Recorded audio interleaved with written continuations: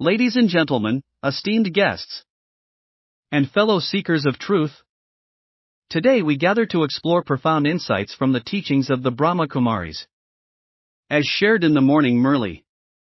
These teachings are not just philosophical musings, they are practical guides that can transform our lives if we choose to experiment with them. Let us delve into three key points that stand out as powerful experiments for us to undertake today. Firstly, the concept of soul consciousness is a cornerstone of the teachings.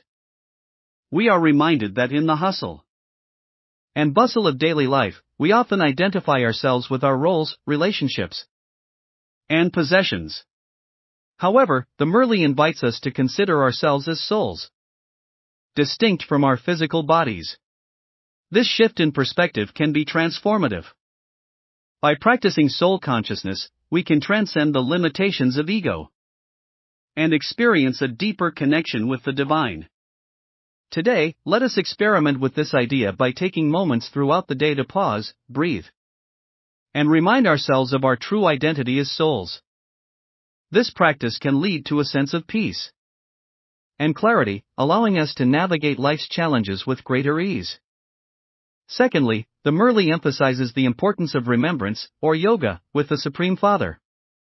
This is not merely a ritualistic practice but a dynamic relationship that empowers us. The text suggests that by remembering the Father with love and faith, we fill ourselves with spiritual power. This power is not just for personal upliftment, but is meant to be shared through service to others. Today, let us experiment with this by consciously remembering the divine in our actions and interactions. Whether it's through a kind word, a helping hand, or simply a smile, let us serve as conduits of peace and positivity. By doing so, we not only uplift ourselves, but also contribute to the creation of a more harmonious world. Lastly, the Murli speaks of the significance of Mount Abu as a pilgrimage site where God Himself grants salvation. This is not just a geographical location, but a symbol of the inner journey we must undertake.